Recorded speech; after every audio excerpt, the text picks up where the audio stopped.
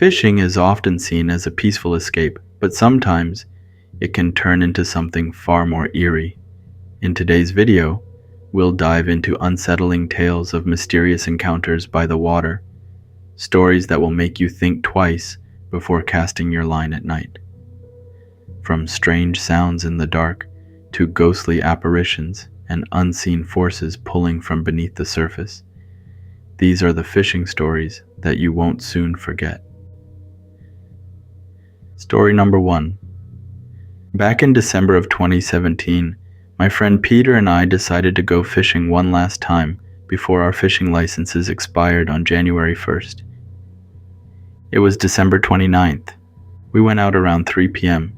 and it was already starting to get late in the day for that time of year. We went fishing at an aqueduct near the small town of 5 Points in California. That part of the aqueduct mostly has largemouth, but there are also striper and crappies, which tend to bite at night and early in the morning. Peter and I parked our car near a bridge and walked toward the west side to fish for crappies and stripers. By 7 p.m., it was already dark, so Peter said he would walk back to the car to get his headlamp. I was fishing with a top water lure, watching as Peter walked back to the car. After a while, I saw Peter turn on his headlamp and start walking back toward me. Then, from my left side, I heard someone walking. I looked up and saw a young Mexican girl.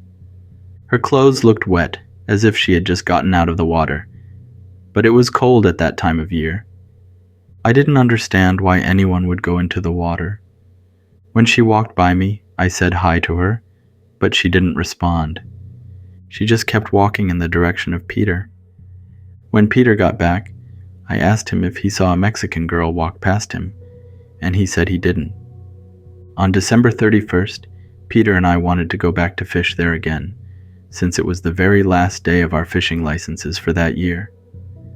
We asked our friend Phil to go with us, and that's when he said, "Didn't they just find the body of a young Mexican girl there not too long ago? It was on the news." We didn't believe him, so we looked it up, and sure enough, a body had been found floating there on December 15th. The girl I had encountered was only a couple of days ago. Could that girl be the ghost of the girl that was found there? I don't know. After I told them about my encounter, we decided to fish at a place called Broken Bridge instead. Another young girl was also found in the same aqueduct in early 2022. Something's going on with those creeks and aqueducts. Story number 2. It was a calm evening as I drove to the lake with my buddy Tang. This lake is full of stripers, and world record fish have been caught there, even though it's considered shallow overall. Those of you that don't know, look up world record stripers caught at O'Neill Forebay. When Tang and I stopped at a red light in the city before reaching the lake, we noticed a canal. Looking at the canal, we could tell that the water at the lake would be calm. If the surface of the canal is calm, the lake usually is too. If it's choppy, the lake will be the same. When we got to the lake, it was calm, just as we had predicted. Since it was a weekday evening after work, we didn't see anyone else around. We drove through the gate and onto the dirt road that led to a camping area by the lake. The water was safe for wading because it was so calm. Instead of casting from shore, Tang and I put on our waterproof suits and waded into the lake. This area is shallow, and you can walk far from shore while the water only reaches waist deep. It was the perfect weather for fishing. We were about 40 yards from the shore, fishing separately. I still remember that first cast. I felt a strong tug on my line. I had hooked something big, and it swam fast, so I loosened the drag to let it tire itself out. However, this fish had amazing stamina, and didn't seem to get tired like the stripers I usually caught.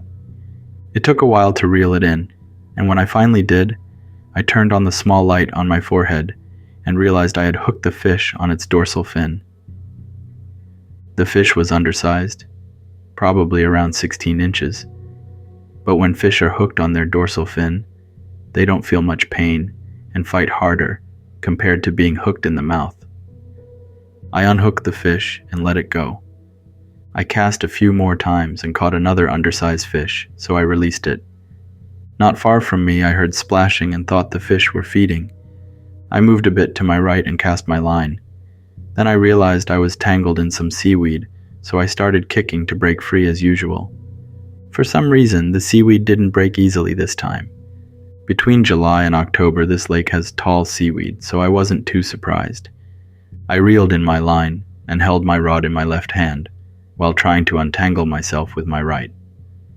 As I reached down to grab the seaweed, I realized that, while some of it was indeed seaweed, there was also a thick fishing line tangled around me, probably 30-pound test line. The lines appeared to be old and slippery, like they've been in the water for a while. The more I tried to untangle myself, the more I felt like I was getting wrapped up in the line. Then, suddenly, I felt like someone on the other end of the line was pulling me farther into the water. I panicked when I felt this tug on my waterproof suit. I started calling out to Tang for help. I saw him turn on his headlamp and shout, "What happened? Did you catch a fish?" I shouted back, "No, something's pulling me. I'm tangled in some big fishing lines." There was no boat or anyone fishing in a canoe nearby that could have hooked my suit. I felt the pulling get stronger, dragging me deeper into the water. Tang was making his way toward me, but he was still far off. Out of desperation, I started taking off my waterproof suit since they're loose-fitting anyway. At first I thought I might be imagining things.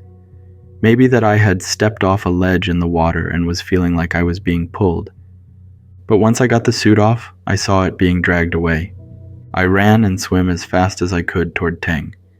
When Tang reached me, I told him we needed to get out of the water immediately. I didn't explain why. I just insisted we had to go. We made our way back to shore, loaded our gear into the car, and drove out of the area. I explained to Tang what had happened on our way home. That lake was known to be haunted, and there's also a big cemetery nearby. The next day, I told my parents about the incident. We're a very religious and superstitious family.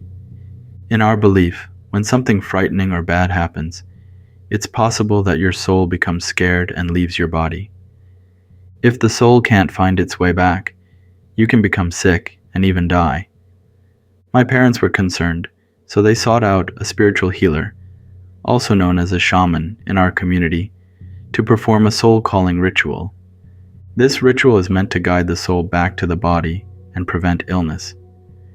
After the ritual, the spiritual healer told us that the lake was full of spirits, mostly from drowning victims.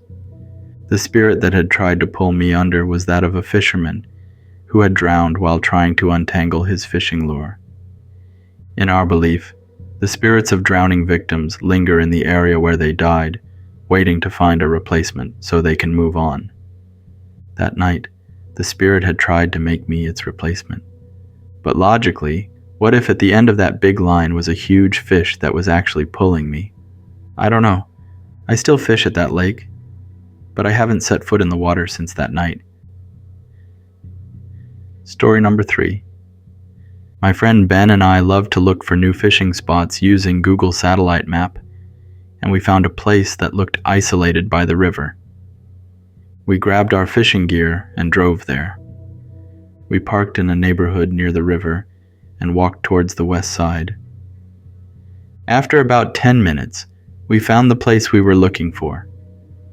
We went under some low tree branches and saw a dirt path that led to the river. The little dirt path became an island surrounded by water on both sides. If you walk all the way to the end, you're right in the middle of the pond formed by the river. The fishing there was amazing. We were pulling in fish left and right. When you first get there, you have to stay low so the fish don't see you since the water is very clear. Ben and I fished our way toward the end of the path, and we noticed there was a chair, some fishing gear, and a walkie-talkie there. It seemed like whoever was fishing there had just left suddenly without taking their belongings. How strange. Ben and I stayed until after sunset, then headed home. We were planning to go back the next day. However, the next day around 4 p.m., Ben texted me that his wife was busy and his little daughter was sick, so he wouldn't be able to go fishing. I told him it was okay and that we'd go next time. Still, I couldn't get fishing out of my mind. It's like an addiction. That new fishing spot got me all fired up. Around sunset, I decided to go by myself. When I got to the neighborhood by the river, as I parked my car, I saw Ben with his fishing gear walking along the river towards our fishing spot. I laughed to myself, thinking he was trying to fool me so he could get all the fish to himself. I couldn't wait to see his face when he realized I knew he lied. I got out of my car, grabbed my gear, and followed him. From afar, I saw Ben go under the low tree branches and head towards the river. I followed him, fishing slowly along the way toward the end of the dirt path. I didn't see him, but I assumed he was already at the end of the path, in the middle of the river. I kept fishing and walking toward the end of the path, but when I got there, I didn't see anyone. Ben wasn't there. I called out to him a few times, but there was no sign of him. I took out my phone and called him. After the second ring, he answered. I laughed and asked where he was, and he told me he was at home. I could hear the TV and his kids talking and playing in the background. Chills ran down my spine. I told him I'd call him back. I didn't know who I had seen earlier, and I didn't want to know. I ran back to my car as fast as I could. When I got home, I called Ben back and told him what had happened. In our religious belief, when you see someone's copycat or doppelganger, it means that person is going to die. A spiritual healer has to tie some religious string to Ben's wrist to keep his soul bind to his body, because a soul that stray away from the body can be stolen by evil spirit and the body can get sick and die. Seeing someone's doppelganger is always an ominous sign. Story number 4. Right off Highway 4 near Angels Camp, there are many ponds in the area if you know where to find them. One particular pond has great fishing. It holds panfish, largemouth, and catfish. I've even seen catfish swimming along the pond's edge a few times while fishing there. I had been to this pond several times with 2 fishing rods. Usually, I'd set one rod up for catfish, while the other would be rigged with a bobber and worm for panfish. One evening, I decided to return to the pond to fish. I gathered my gear and drove to the area. After parking on the side of the road, I hiked to the pond. By the time I arrived, it was already dark. I noticed that someone had fished in my spot earlier because I found a container with melted chicken liver and another one with some leftover red worms. I hate it when people litter at fishing spots. I set up my catfish rod, then baited the other rod with a worm, attached the bobber, and cast it into the shallow water on the right side. As I sat there with my lantern beside me, I noticed a fishing line in the water. I grabbed it and started pulling it in. It came out smoothly without getting tangled on anything. When I finally retrieved the line, it still had a small sinker and hook attached, but the bait was gone.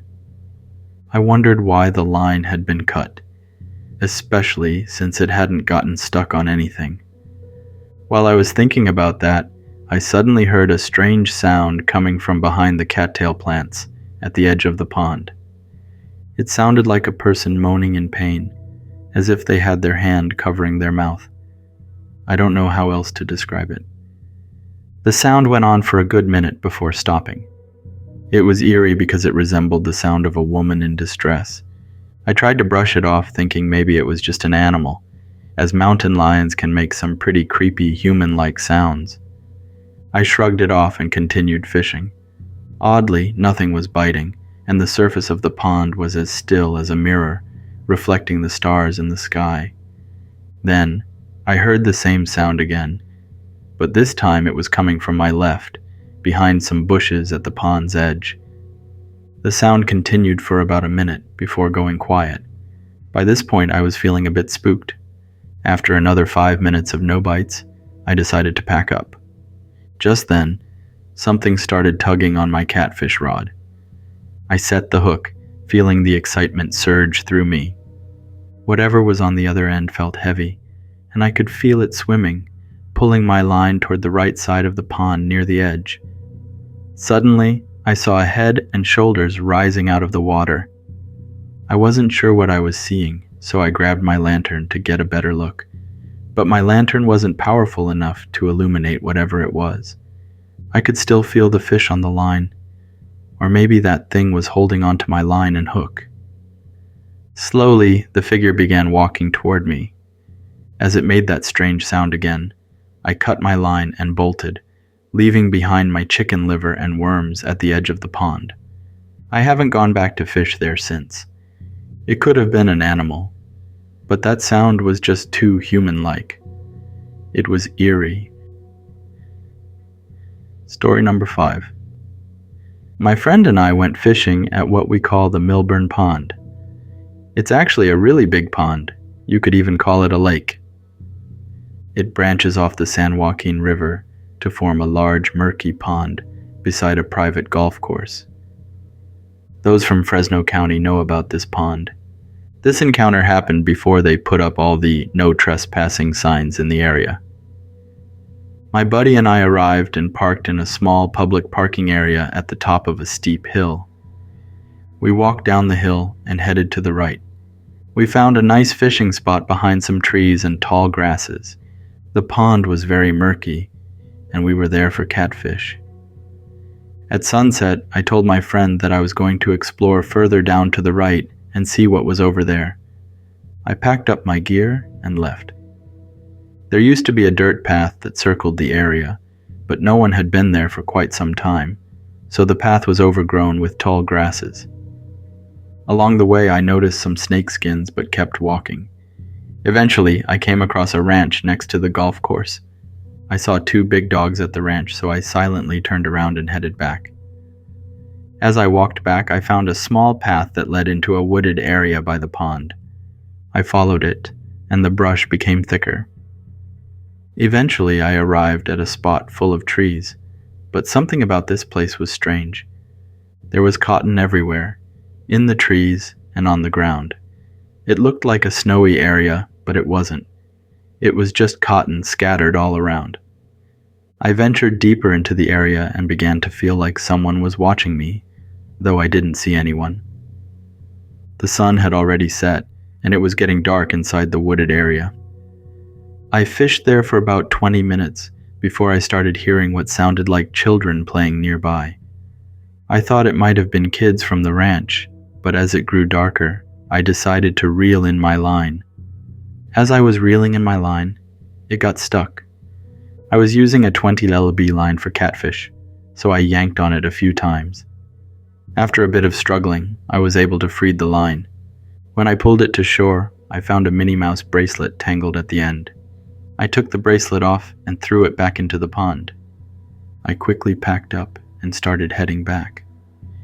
As I walked, I kept hearing the sounds of children playing and chasing each other, but there was nobody there except me. Trying not to act scared, I walked instead of running. When I got closer to my buddy, I called him on my cell phone and told him to start packing up. After we hung up, I heard footsteps following me as it got darker. I was walking through tall grass and bushes with just my little flashlight. I could hear someone following me through the grasses, and when I stopped to look back, I could still hear a few steps before the sound stopped. But I didn't see anyone. I pulled out my pocket knife and started walking faster. I turned around a few times to check who might be following me. That's when I noticed a little girl with a deformed face. From afar, she said, "Mister, can you help me? I can't find my mom and dad." That's when I took off running without looking back. When I got to my buddy, I told him what had happened.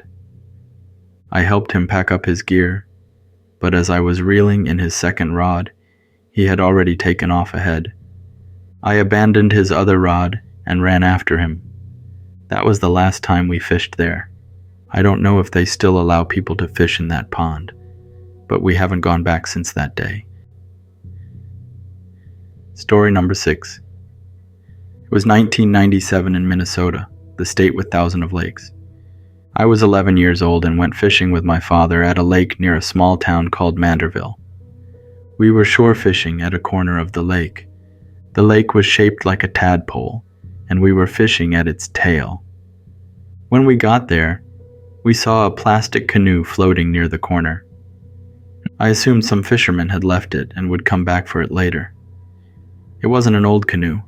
It still looked fairly new.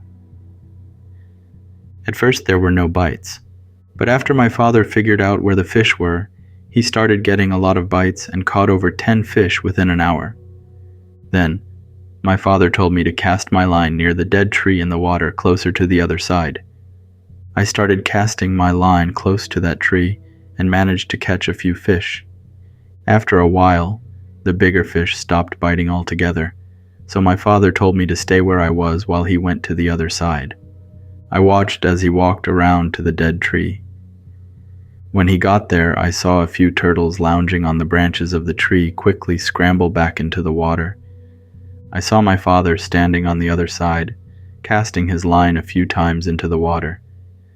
Suddenly, he reeled in his line and hurried back to where I was.